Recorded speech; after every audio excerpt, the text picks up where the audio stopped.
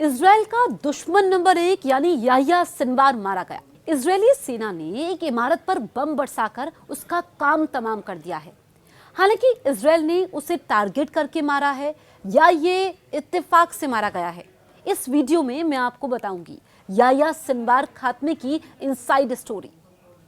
Israel Hamas जंग में अंत की शुरुआत हो गई है। इजराइल ने हमास से 7 अक्टूबर का बदला ले लिया है। इजराइल ने हिजबुल्लाह चीफ हसन नसरल्लाह के बाद अब हमास नेता याह्या सिनवार को मार गिराया है। गाजा के लादेन के नाम से कुख्यात याह्या सिनवार की मौत की पुष्टि हो चुकी है। हालांकि इजराइल ने उसे टारगेट करके नहीं मारा है, बल्कि वो तो तुक्के यानी इत्तेफाक से मर गया। बिल्कुल सही सुना आपने, इत्तेफाक से मर गया। दरअसल इजराइल ने गुरुवार को दावा किया कि गाजा में एक सैन्य अभियान में हमास नेता याह्या सिनवार मारा गया। दावा यह भी किया गया कि वो इस मिशन का असली निशाना नहीं था। इजरायली सेना को इस बात की जरा भी जानकारी नहीं थी कि वो जिस इमारत में सैन्य अभियान चला रहे हैं, याह्या सिनवार उसमें मौजूद है। इजरायली डिफेंस फोर्सेस को कुछ भी मालूम नहीं था। एक रिपोर्ट के मुताबिक इजरायली सैनिकों ने बुधवार को चलाए गए इस अभियान के समय देखा कि फिलिस्तीनी समूह के कई लड़ाके एक इमारत में दाखिल हुए। इसके इजरायली सैनिकों के कान खड़े हो गए ऐसे देखकर। उन्होंने तुरंत उस इमारत पर हवाई हमला कर दिया। इस बमबारी में इमारत का कुछ हिस्सा ढह गया।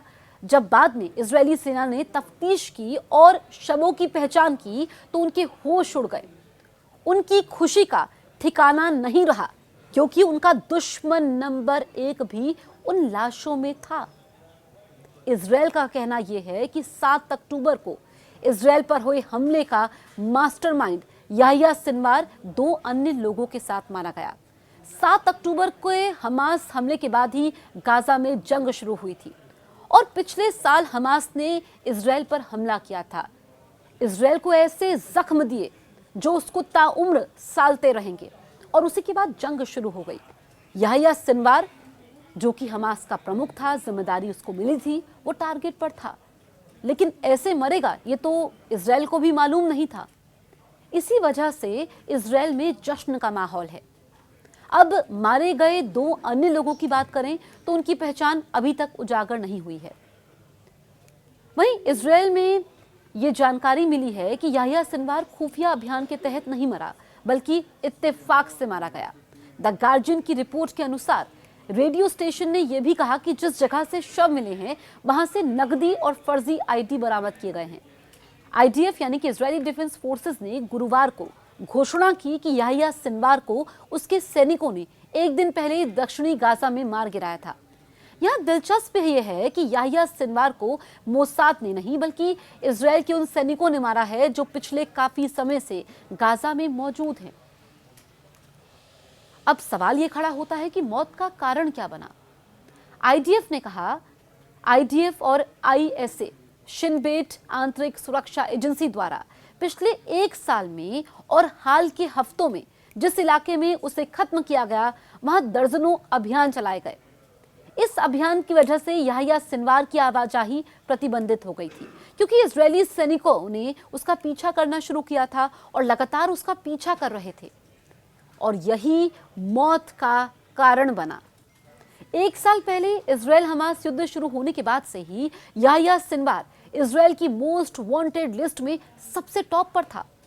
उसकी मौत से आतंकवादी संगठन को बहुत बड़ा झटका लगा है। हालांकि हमास ने अभी तक इसकी पुष्टि नहीं की है। याह्या सिनवार ने अगस्त में हमास के पूर्व चीफ इस्माइल हानिया की जगह ली थी। इस्माइल हानिया जुलाई में ईरान में एक विस्फोट में मारा गया था। ईरान और फिलिस्तीनी समूह दोनों ने इस घटना के लिए इजराइल को जिम्मेदार माना था। हालांकि इजराइल ने हानिया की मौत पर कोई टिप्पणी नहीं की है। इजराइल ने सिनवार के खात्मे की घोषणा लेबनान में हिजबुल्लाह चीफ हसन नसरल्लाह की हत्या के कुछ हफ्ते बाद की है। लेबनान में इजरायली सेना सितंबर के अंत से संघर्ष में लगी हुई है। याह्या सिनवार की हत्या पर बेंजामिन नेतन्याहू ने कहा कि यह जंग का अंत नहीं, बल्कि जंग के अंत की शुरुआत है। यही नेतन्याहू ने कहा है, जिसके बाद अब कान खड़े हो गए हैं ईरान के भी। नेतन्याहू ने कहा कि यह जंग का अंत नहीं है, जंग के अंत की शुरुआत है और जितने भी हमास के मिलिट्री कमांडर्स हैं उनका खात्मा इजराइल करके रहेगा। जंग हमास ने शुरू की लेकिन खत्म इजराइल करेगा, ये इजराइल ने कसम खाई हुई है।